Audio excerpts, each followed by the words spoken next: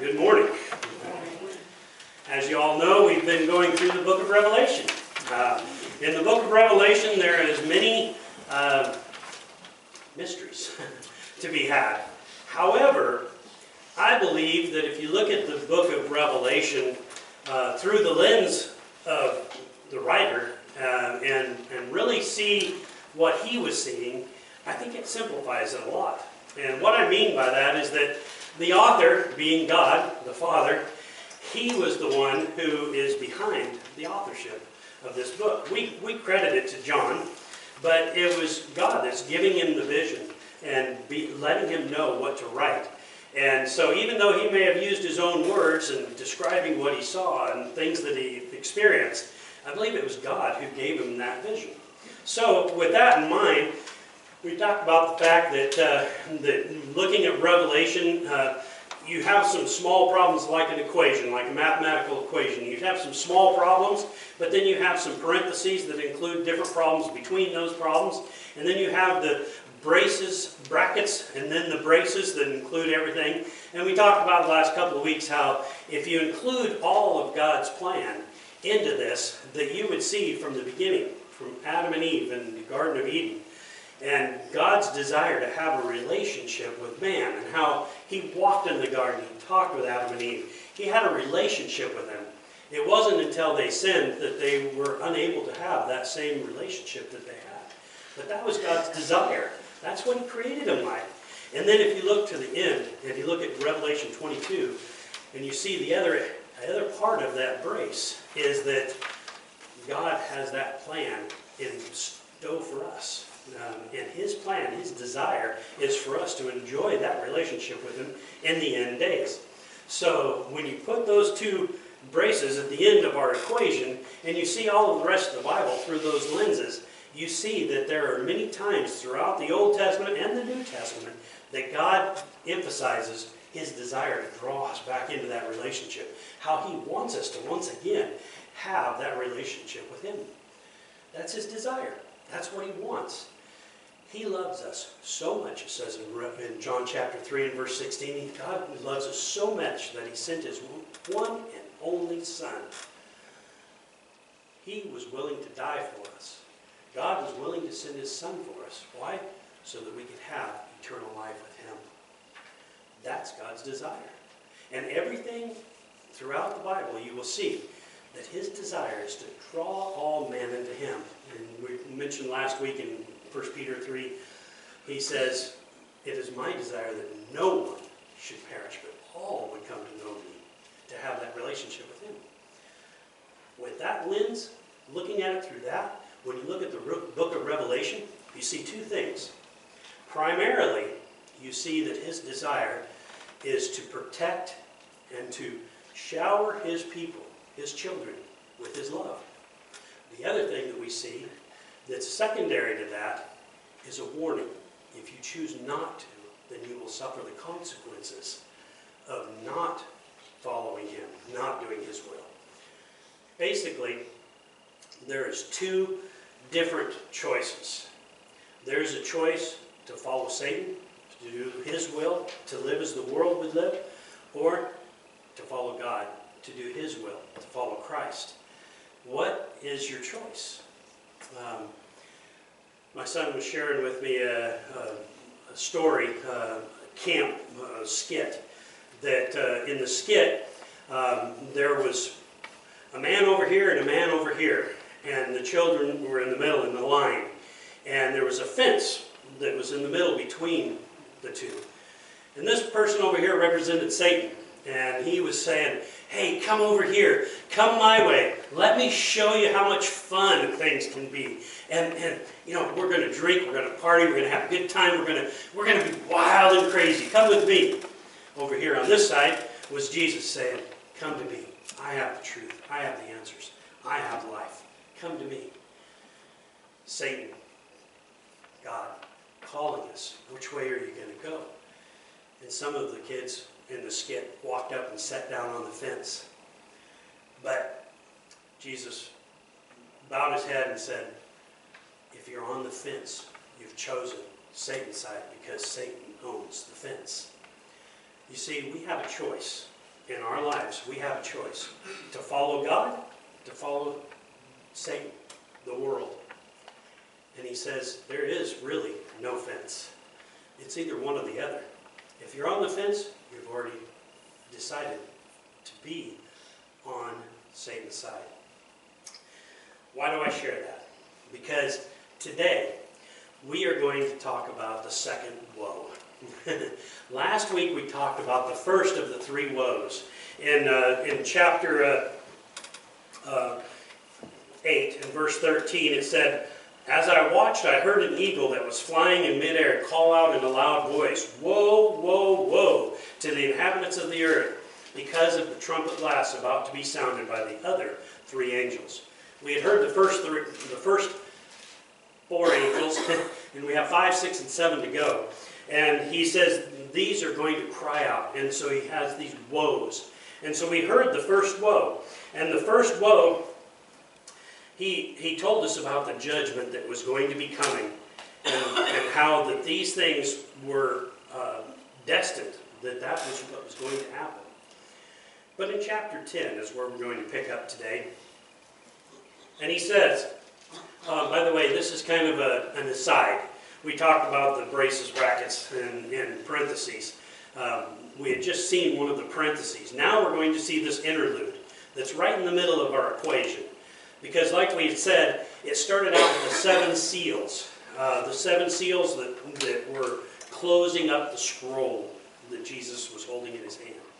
And he was the only one that was able to open up the seals. And we've seen him opening up these seals. He's opened up the 6th. Now we went to the trumpets, and how inside of that is another story about the trumpets that are opening up. We've seen those opened up. The 6th trumpet has blown, and now we are in this little middle piece, middle interlude. And it says in chapter 10, "Then I saw another mighty angel coming down from heaven. He was robed in a cloud with a rainbow above his head. His face was like the sun, and his legs were like fiery pillars." This picture, can you imagine this? A man that had a rainbow over his head in a cloud. What does a rainbow symbolize? That he will never flood this world again. That was God's promise. They would never flood this world again.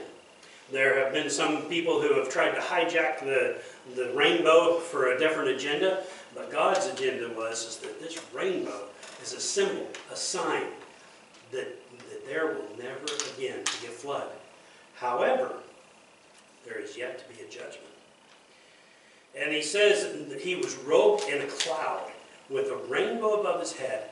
His face was like the sun, and his legs were like the fiery pillars. But I look at all of this, and I see this person, this being that's there. And listen to what he says. He says in verse 2, "He was holding a little scroll, which lay open in his hand. He planted his right foot on the sea, and his left foot on the land. And he gave a shout, a loud shout, like a roar of a lion. When he shouted, the voices of the 7 thunders spoke. And when the 7 thunders spoke, I was about to write. But I heard a voice from heaven say, 'Seal up what the 7 thunders have said, and do not write it down.'" So, again, we talked about this being, the book of Revelation is a big movie. You know, and you wouldn't sit down to watch a movie in 5-minute segments. But yet, that's kind of what we're doing, is we're looking at little pieces of this each week. And in this little piece that we're kind of looking at this week is this picture, this story about this angel, or not even an angel, a man standing with 1 foot in the sea and 1 on the land, basically saying to all mankind, everyone, everywhere, this message goes to everyone. No one is outside of this, whether you're on the sea or on the earth. Either way, you are covered under this. But the picture that he shows is somebody with a scroll unrolled in his hand. The whole scroll is opened up, so it's got to be a tiny little scroll, but a scroll that is opened up in the hand of this person. And as he stands there, he roars, he shouts with a loud voice. And with that shout, there are 7 thunders that are heard. But John is not able to write it down. He is told when he starts to write it down, seal that up. Don't speak of this. Now, as I was looking through Revelation, I found 7 sevens. And this is one of the 7, is this unknown thunders. And as I looked at these 7 sevens, which, by the way, there are a whole lot of 7s throughout this, but I'm talking about the 7 churches, the 7 trumpets, the 7 seals, the 7 thunders. We're going to see some more coming up. But these 7s, the 7 sevens, this is one of them. So I want to spend just a moment on this. If we flip back to Psalms 29, in Psalm 29, David writes, "Ascribe to the Lord, O mighty ones, ascribe to the Lord glory and strength. Ascribe to the Lord the glory due his name. Worship the Lord in the splendor of his holiness." And then in verse 3, you'll notice the first, "The voice of the Lord is over the waters. The God of glory thunders. The Lord thunders over the mighty waters. The voice of the Lord is powerful," number 2. "The voice of the Lord is majestic," number 3. "The voice of the Lord breaks the cedars. The Lord breaks in pieces the cedars of Lebanon. He makes Lebanon skip like a calf, Syrian like a young wild ox. The voice of the Lord strikes with flashes of lightning," number 5. "The voice of the Lord shakes the deserts. The Lord shakes the desert of Kadesh," number 6. "And the voice of the Lord twists the oaks and strips the forest bare. And in his temple all cry, glory. The Lord sits enthroned over the flood. The Lord is enthroned as king forever. The Lord gives strength to his people. The Lord blesses his people with peace." So the voice of the Lord 7 times there calls out. And it's described in the voice like glory of thunder. The Lord thunders over the mighty waters. Powerful, majestic, mighty is the name of the Lord. Back in chapter 10 of Revelation, when we look at these 7 different thunders that was heard, what was it that they were speaking of? It may be the 7 thunders that was mentioned by David in Psalm.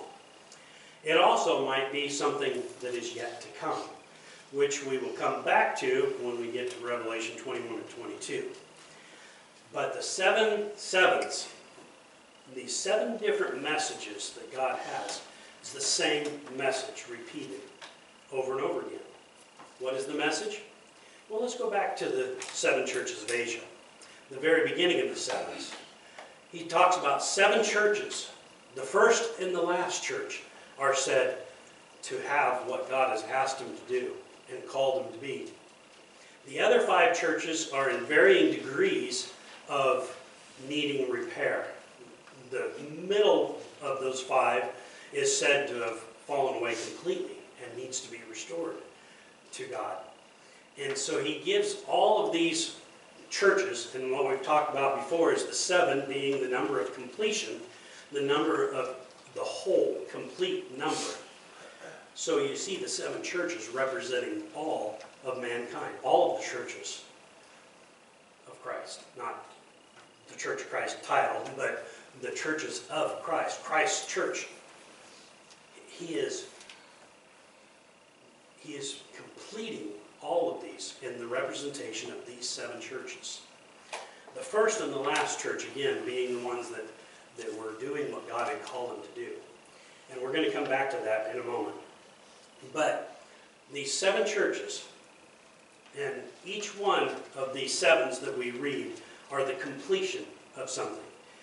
The completion is that those who are walking with the Lord, those who have chosen to follow him, God has already said, "You are my children. You are the ones that I have chosen. You are the ones that are going to receive the gift of eternal life. These are all the promises and much more that God tells us about those who are following Him. The completion of those who choose not to is that they will face the judgment of the Lord, which is what we're learning about.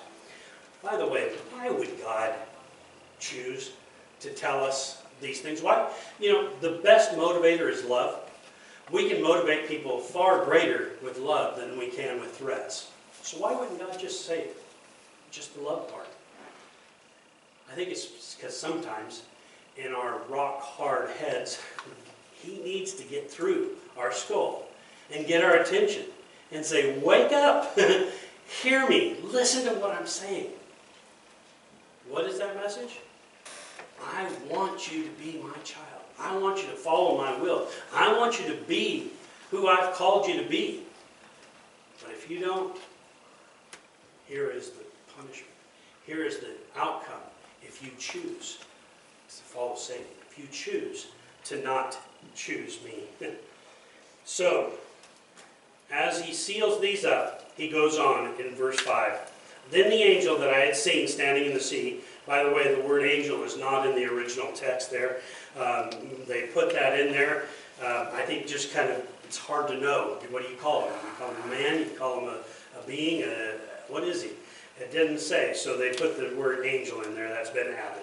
Then the angel I had seen standing on the sea and on the land raised his right hand to heaven, and he swore by him who lives forever and ever, who created the heavens and all that is in them, the earth and all that is in it, and the sea that is all is in it, and said, there will be no more delay. But in the days when the seventh angel is about to sound his trumpet, the mystery of God will be accomplished, just as he announced to his servants, the prophets. Pause again here for a moment. The prophets of old. What do we know about them? The prophets of old, we've heard stories about Elijah and Jeremiah and Ezekiel and Hosea and all of these prophets of the old. Even Moses and Aaron and others, he speaks about how they are telling of the future, what's to come, right? He's warning us, he's preparing us. The prophets of old had the same message that the prophets in Revelation did. What were those? He says, follow me, do my bidding, follow what I'm asking you to do, and you will be blessed. Why would he want us to do what he wants us to do? As a child growing up, I'm sure my parents could verify this, but as a child growing up, I always asked, why? Why? You know, maybe your kids did the same, right? Why? Why do I have to do that, you know? And I'm sure that the children of Israel were the same way. They were wanting to know why. Why should we do this? Why do we have to do that? God did these things for their benefit. When I look back and I study the Old Testament and I see the sacrifices and the things that they were doing, I understand. They didn't understand it. Some of them were kind of lost in that. Some of them had become so much of a ritual that they forgot the importance of it. God had a reason. He had a purpose. And he did this for their benefit. He had these commandments and these rules and these regulations so that they wouldn't fall away, so they wouldn't follow other gods, that they wouldn't create idols to other things. Why? Because he knew that if they did, they would fall away. And if they fall away, they would no longer be his children. And they would no longer fall under his protection. And he's warning them, please, please, don't lose your way. And that's the same thing that we see in Revelation. He's warning us, don't fall away. Don't turn to the world. Don't follow Satan. Follow me because I have the true answers. I am the one that holds the truth. And he goes on in verse 8. Then the voice that I heard from heaven spoke to me once more.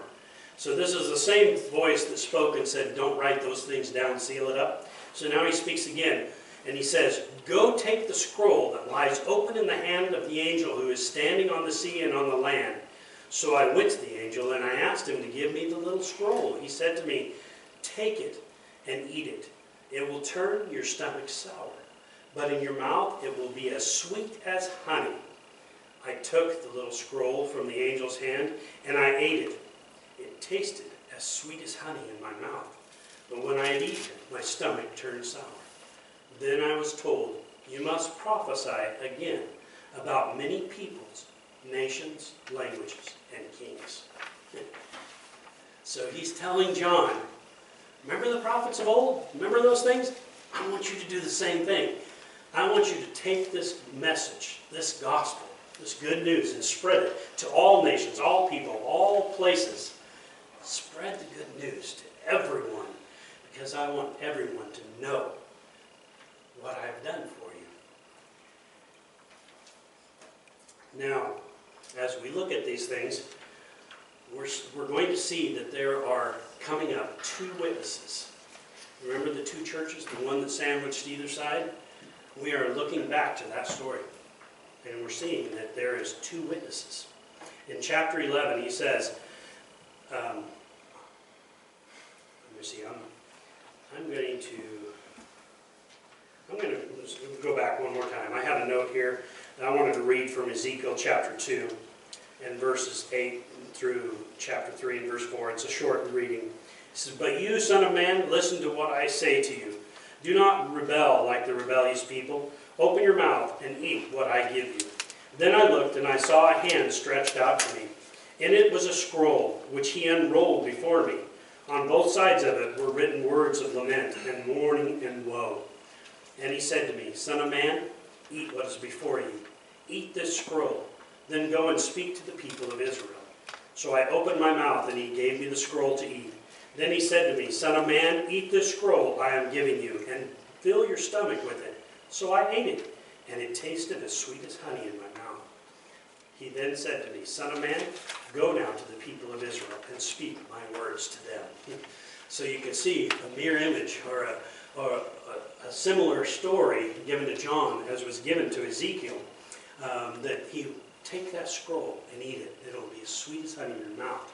It doesn't say the part about turning sour in your stomach, but he talks about that in Revelation there. But again, the message that he's saying is just like the prophets of old. The prophet John is being asked to deliver this message to all people so that they will become his children or continue to walk in his ways. So again, jumping to chapter 11. He says, I was given a reed like a measuring rod and was told, go and measure the temple of God and the altar and count the worshipers there, but exclude the outer court. Do not measure it, because it has been given to the Gentiles. They will trample on the holy city for 42 months. So a few things here that I want to point out real quick. First of all, he's saying that there is this temple where the altar is, and to measure this and measure the altar. This is not the heavenly altar that he's asking him to measure. This is something else. We can see that because when it talks about the heavenly place, it's different than this. But here he's asking him to measure something. And the popular belief, the popular understanding of this is that he is speaking of the world, the whole earth, and the representation of the altar and the temple is where God exists, where he dwells in this temple. And so he's saying, measure this, but don't measure the Gentile court. We talked about this the other day, that there was Jews and the Gentiles under the old law. The Jews were accepted by God because they were his children. And the Gentiles were not, because they were serving the world. In the New Testament, all mankind, no matter what race, no matter what nationality, there is no longer male and female. It's all one under Christ. So who are the Gentiles? The Gentiles now become those who are of the world. Those who are of God are considered to be the Israelites, the children of God. So we, even though most of us are physically Gentiles in a worldly sense, under God's protection, we are Israelites. We become his chosen people.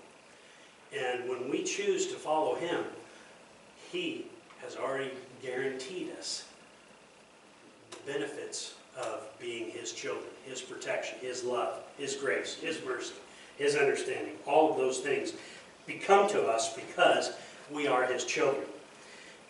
There's one more thing I wanted to point out at the very end of chapter 2. He talks about 42 months. 42 months figures out to be 3.5 years. There's some different things that he mentions here in these measurements. Let me see if I wrote this down. I did not. So in these measurements, there's also the 42 months, and then we're going to see 1,260 days and 3.5 years. All of those are the same number. They are the same amount. And what it signifies is that it's a considerable amount of time, but it's not forever. And so there's going to be an end to these days. And if you take the 7 being the complete number, 3.5 is half of that, so it's less than the complete number. So he's given us an idea that there is going to be something that is going to happen, and that this will be allowed to happen for 42 months. But then he goes on in verse 3, "And I will give power to my 2 witnesses." The 2 witnesses being the part of the church. The 7 churches represent the whole church. But the part of the church, the beginning and the end of the 7 churches, are the ones that are the witnesses of what is to come.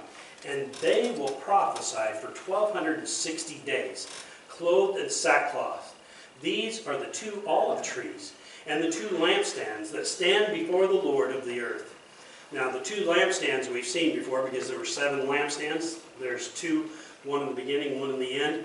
The 2 olive trees we have not seen before, but this comes from the Old Testament and is representing the same thing, part of the whole. And here he says that these 2 olive trees and the 2 lampstands that stand before the Lord of the earth, if anyone tries to harm them, fire comes from their mouths and devours their enemies. This is how anyone who wants to harm them must die.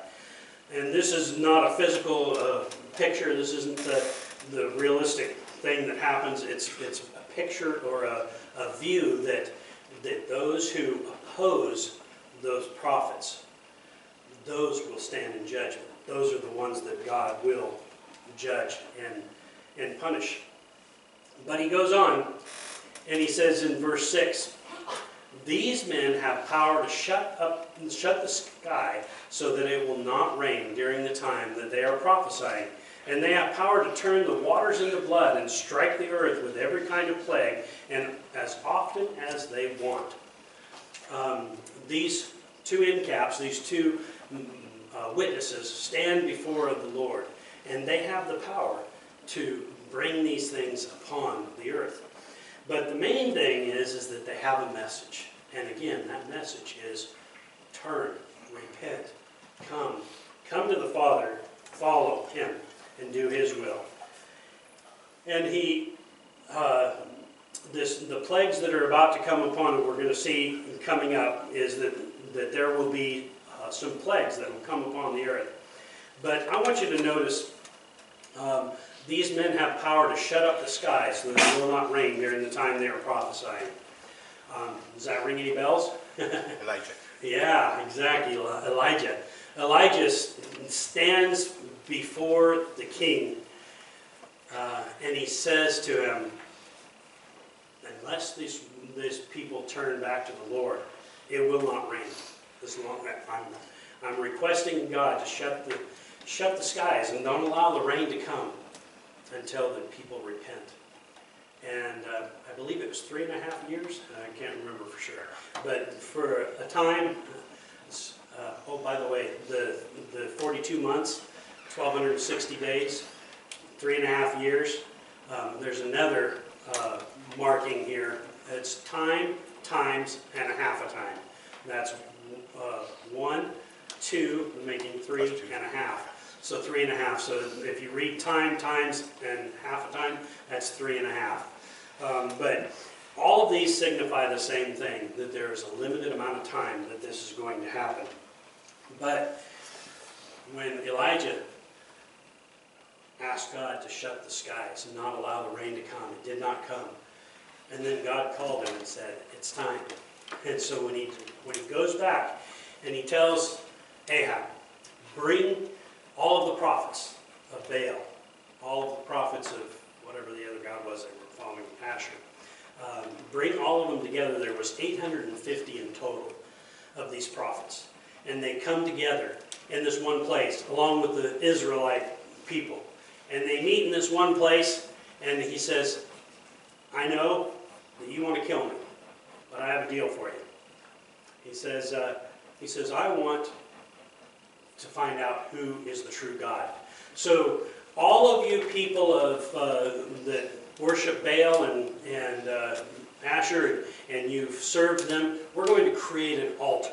I want you to build an altar, put a sacrifice on it, and I want you to call upon your gods. And they do. And when they call upon their gods, they call upon them. And Elijah's over here, and he's like, maybe you better shout a little bit louder, because he obviously can't hear you.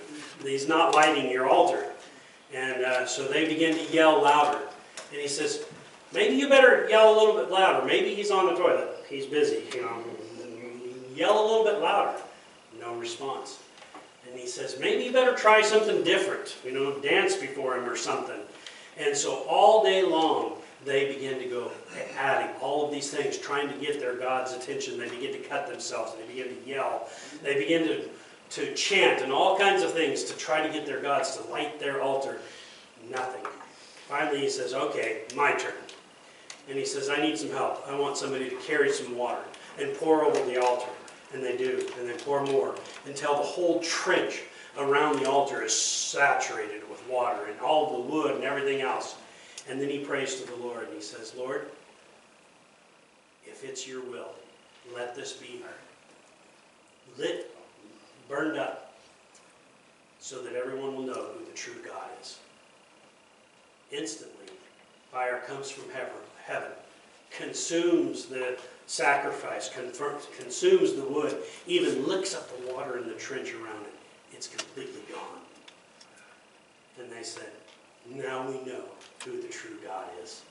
Now we know. This is what he's calling upon here. He's saying, we're talking about the same God that did that. We're talking about the same God that Elijah served.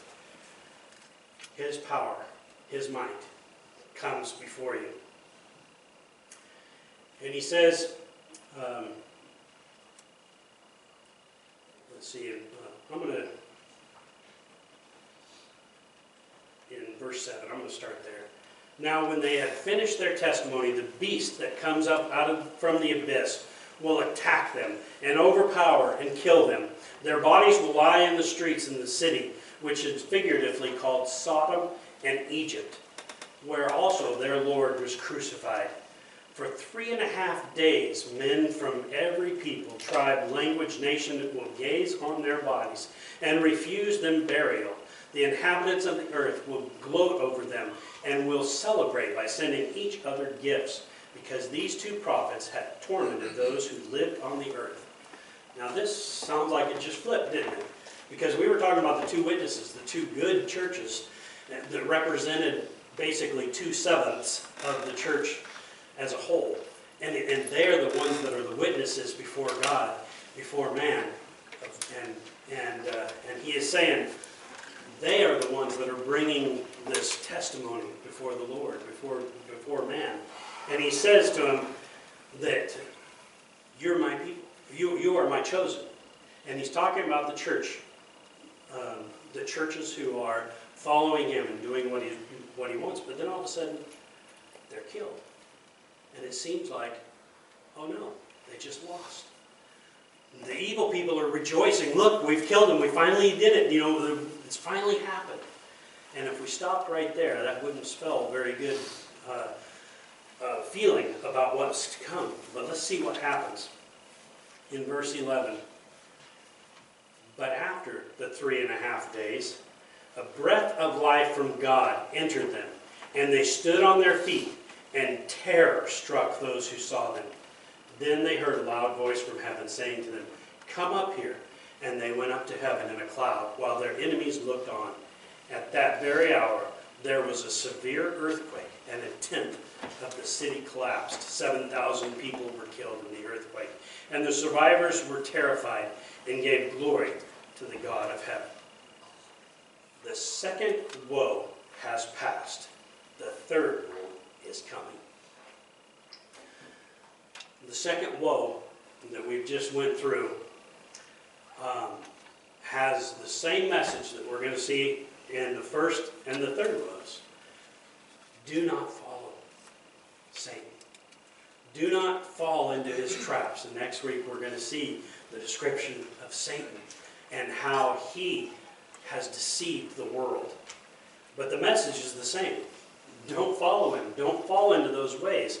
Don't be lost in the deception of Satan, but rather follow me, because I have the truth. You can choose to follow Satan, but there's punishment that follows that. You can choose to follow Christ, and there's a reward to that. There is no fence to set on, because that fence is actually Satan's. So you're either all for God or you're all for Satan. You can't have both, and you can't sit on the fence. You have to choose. And that's the message that we see in the second woe, is the message that he is calling for all men to come to him. His desire is that everyone come to know him, to enjoy the relationship that he has created and prepared for. It says that he has gone to prepare a place for us. He is prepared for that. That's what he wants. That's his desire. His desire is not that anyone would suffer, that anyone would have to be punished. That's not his desire. His desire is yet for us to be one with him. So when we look through all of these things that we've seen, and we see these promises that there's going to be a short amount of time, and as we just witnessed here, that these two witnesses were killed and laid out. There are pictures of the church.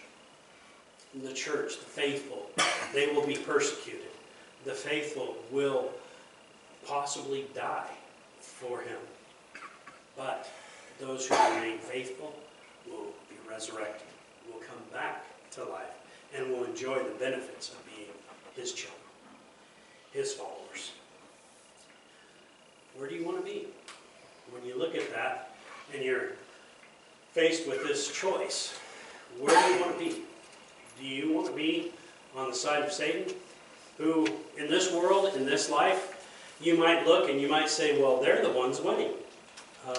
If you look and you see that, you know, the unrighteous, they're the ones that are accumulating all the wealth. They're the ones that are moving up the ladder, that are becoming great in their accomplishments of this world.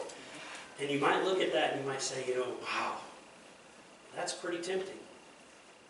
Whatever it is that the world holds, you might be tempted to follow that. But then there's this question. Is that really what you want?